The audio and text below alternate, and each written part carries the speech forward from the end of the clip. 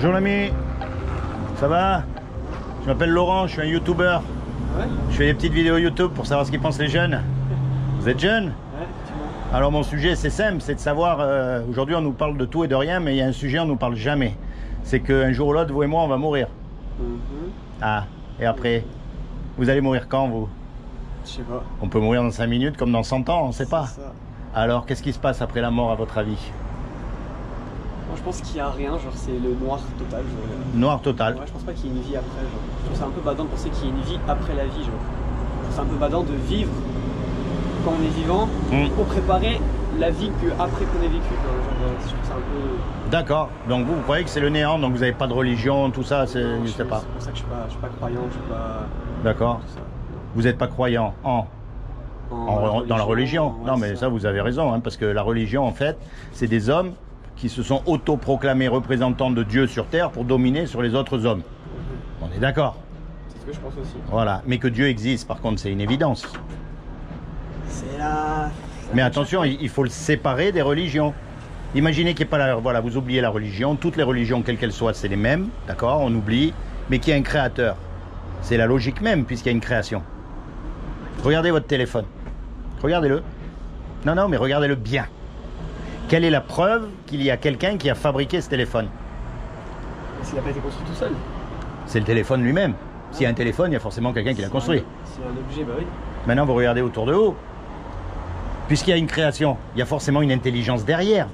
On est d'accord? Parce que... Ouais, mais maintenant, tout ce que je regarde autour de moi, ça a été créé par l'homme. Non, mais d'accord, vous voyez ce que je veux dire? Je parle de la nature, moi. Regardez le soleil, regardez les papillons, regardez les fleurs. Un papillon, il se reproduira jamais en girafe. En plus, tout est organisé comme une horloge. C'est la nature qui fait comme ça, je pense pas. Eh ben oui, non mais vous avez raison. Je pense pas qu'il y ait quelqu'un qui soit assez...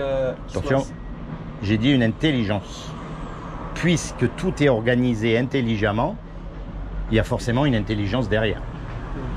Maintenant, nous, on a tendance à s'imaginer Dieu comme nous, comme un homme avec une barbe blanche qui est là. Non, Dieu n'est pas un homme. Celui qu'on appelle Dieu, justement, c'est c'est l'intelligence qui a créé tout ça. Vous savez qu'il y a des lois qui existent. La loi de la pesanteur, la loi de l'aérodynamique, la loi thermonucléaire, enfin, il y a plein de lois qui existent. Elles existent, ces lois. Mais il y a forcément une intelligence derrière une loi. Ouais, mais ces lois-là, oui. C'est les hommes qui les ont... Découvertes, mais voilà. Pas écrites. Bah ouais, mais c'est eux qui les ont mis en œuvre, qui les ont trouvés, etc. Ah, mis en œuvre, non. C'est pas eux qui les ont écrites. Non, mais qui les ont découvertes. Ben voilà. C'est eux qui les ont découvertes et qui les ont, on va dire, maîtrisées, certaines en tout cas, hein, pas toutes. Comme par exemple la loi de la pesanteur, on l'a maîtrisée grâce aux réacteurs qu'il y a dans les avions. On est d'accord. Aujourd'hui, on arrive à maîtriser cette loi, parce que normalement, la loi de pesanteur fait qu'il n'y a rien qui peut tenir en l'air. Bon, mais quelle est l'intelligence qui a mis au point cette loi? Ben, c'est cette intelligence-là qu'on appelle Dieu. C'est pas la religion. Et je peux vous le prouver facile. Hein. Vous savez, la religion, c'est quoi? Tout le monde fait pareil, tout le monde pense pareil, tout le monde va à la même heure prier, et si vous ne pensez pas comme eux, soit ils vous regardent de travers, soit ils vous jettent, il y en a même qui vous tuent. Quelles que soient les religions, hein. Musulmans, catholiques, voilà, c'est tous les mêmes, hein, évangéliques, tout ce que vous voulez, si vous n'êtes pas d'accord avec eux, non. Ça, c'est la religion. Mais Dieu, il ne nous a pas fait des religieux, il nous a fait uniques. On est tous uniques, il n'y en a pas deux pareils. Même les jumeaux, ils ne sont pas pareils. D'accord? Ben ça montre quoi? Qu'on n'est pas des robots, qu'on n'est pas des religieux. Et que s'il y a un Dieu, ce n'est pas une religion qui veut, mais c'est une relation personnelle avec vous. Parce que vous avez subi des injustices que moi, je n'ai pas subies. Vous avez eu des joies que je n'ai pas eues, vice-versa. Il n'y a pas un homme qui a la même vie qu'un autre. Donc la religion, ça n'a aucun sens. Mais par contre, qu'il y ait un créateur, ça a tout son sens, puisqu'il y a une création. Et ce créateur, il a fait ses lois, dont une loi qui est la loi morale. Et c'est la loi à laquelle on va être confronté quand on meurt. Aussi simple que ça. Et cette loi, elle dit, tu ne mentiras pas. Or, est-ce que vous avez déjà menti? Bah, comme tout le monde. Mais oui, mais moi aussi. La loi, elle dit, tu voleras pas. Est-ce que vous avez déjà volé? Moi aussi. La loi, elle dit, tu commettras pas d'adultère. Mais Jésus a dit, quiconque regarde une femme pour la convoiter a déjà commis un adultère avec elle dans son cœur. Qui n'a pas fait ça? Vous voyez que le pape, il a jamais menti? Franchement. Non. Mais vous savez pourquoi elle est belle cette loi? Parce que justement elle nous montre qu'on n'a pas le droit de se juger les uns les autres. On est tous pareils face à la loi. Ouais, mais la loi que tu dis là, Oui, dans les livres religieux. Elle est écrite dans les livres religieux. Alors je t'explique une chose. Souviens-toi de ce que j'ai dit au début. On peut se tutoyer. Hein. Des hommes qui se sont autoproclamés représentants de Dieu et qui ont pris les choses de Dieu pour dominer sur les hommes. Mais cette loi-là, elle est aussi écrite dans ton cœur. Tu as remarqué quand tu mens, tu sais que tu as menti. Tu sais que c'est pas bien. C'est pas vrai? Quand tu voles quelque chose, bon je dis pas que tu es un voleur, hein, mais c'est toi qui l'as dit. Non mais quand tu fais une bêtise, tu sais, quand tu regardes une image pornographique, tu sais qu'il y a mieux à faire. C'est ta conscience qui te parle, qui te dit, parce que cette loi en fait elle est inscrite en nous. Tu vois la différence entre les religieux qui s'accaparent quelque chose qui est vrai pour l'utiliser à des fins, on va dire, politiques, mais ça n'empêche pas que la chose est vraie au départ. Et cette loi, tu le sais quand tu mens, que c'est pas bien. D'accord avec moi? Moi, en tout cas, je le sais. Hein. Tu vois? Et quand on meurt, on va être confronté à cette loi. Moi, je trouve que c'est quand même... Dis, vas-y. Parce que quand tu dis que tout est bien orchestré comme une horloge et que tout est bien fait, etc., ben, ouais. C'est un peu pareil. Parce que quand tu dis que quand tu mens, quand tu voles, etc., tu as toujours un moment où tu te dis... Il y a une espèce de regret ou de remords d'avoir fait ça, une sorte de culpabilité. Ça, c'est ta conscience. Ça, c'est bien.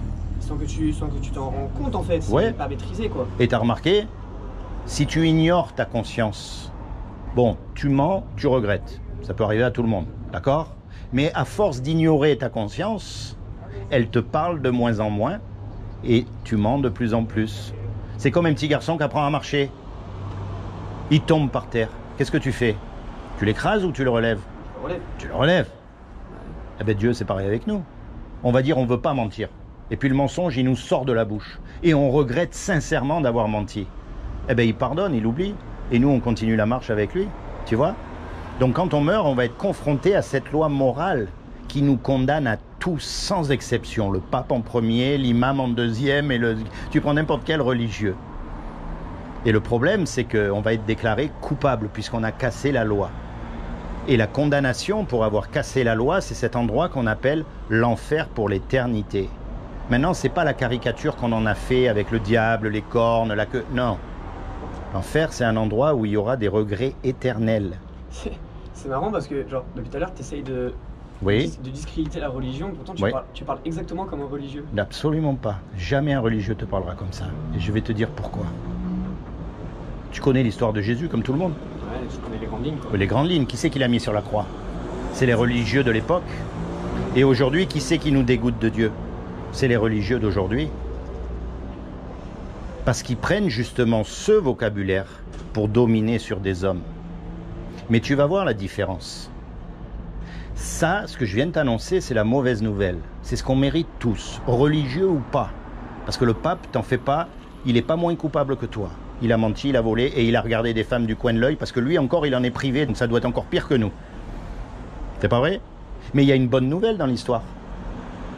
C'est que si Dieu nous a fait un créateur, ça aime ce que ça crée. Un musicien, il aime sa musique. Un cuisinier, il aime les petits plats qu'il fait, on est d'accord? Donc Dieu qui nous aurait fait, il nous aime. Et quelqu'un qui nous aime, il ne veut pas nous envoyer en enfer, il ne veut pas nous punir, on est d'accord? Donc il a fait quelque chose pour que toi et moi, malgré qu'on soit coupable, on puisse éviter son châtiment. Est-ce que tu sais ce qu'il a fait? Parce que tu veux savoir quand même, on ne sait jamais. Hein. Tu sais, il y a deux solutions. Soit ce que je te raconte, c'est des bêtises, et on aura rigolé 5 minutes. Le temps, il sera passé plus vite. Mais soit c'est la vérité. Et là, mon ami, tu risques de perdre gros. Comme Dieu n'a trouvé aucun homme de parfait sur la terre, ce qu'il a fait, c'est qu'il est venu lui-même sur terre. Et il s'est habillé avec un corps. Il a pris une forme humaine qui est Jésus. Et il a dit, quiconque croit que Jésus est le Fils de Dieu et qu'il est ressuscité des morts, il aura la vie éternelle à mes côtés. Il n'a pas dit de rentrer dans les ordres, de rentrer dans une religion, ni même d'aller allumer des cierges. Il a dit de croire. Quand Jésus est mort à la croix, lui qui était parfait, il est mort à ta place et à ma place. C'est comme si tous les deux on fait un braquage. Et tu vas comprendre la différence avec les religions. On fait un braquage et on se fait attraper. On est d'accord? On passe devant le juge et le juge il nous condamne à payer 1 million d'euros ou de partir 50 ans en prison. J'ai pas le million d'euros ni toi. on est condamné. Et on ne peut pas retourner en arrière pour effacer le péché. Et on peut dire au juge, oh je vous promets, je ne le referai plus, et puis à partir de maintenant je vais faire le bien, ça ne marche pas. Et puis il y a un homme qui arrive, qu'on ne connaît même pas, et qui met l'argent sur la table pour qu'on soit libre. Le juge, il est satisfait, l'amende elle a été payée. Et nous, malgré qu'on est coupable, on est libéré. Tu comprends le truc? Quand Jésus il est mort à la croix, il est mort de cette façon-là, c'est-à-dire lui qui était parfait, l'amende, elle a été payée, Dieu, il a accepté son sacrifice, et toi et moi, malgré qu'on est coupable, on est libérés. Mais maintenant, quelqu'un qui t'a rendu ce service-là, quand il va te demander un petit service à son tour, tu vas lui rendre. Donc, par exemple, la prochaine fois que tu es confronté au mensonge, tu vas dire, là, si je mens, personne ne va le savoir, je m'en sors bien, là. Et puis ta conscience, elle va te dire, oui, mais attends, là, mon ami, Jésus, il est mort pour toi, pour te donner gratuitement le paradis, t'as rien à faire, t'as juste à croire. T'as même pas à faire des bonnes actions, t'as juste à croire, à le prendre comme ton avocat pour le jour du jugement dernier, c'est tout ce que t'as à faire. Alors toi, tu vas dire, ah, mais il est mort à cause de mes mensonges, je peux plus mentir. Je peux pas lui faire ça, sinon c'est comme si je lui crachais à la figure, c'est comme si je le trahissais. Alors de moi-même, je choisis de pas mentir, tant pis combien ça va me coûter. C'est pas quelqu'un qui t'impose à faire quelque chose, c'est de toi-même qui décide de suivre Jésus. C'est pas pareil.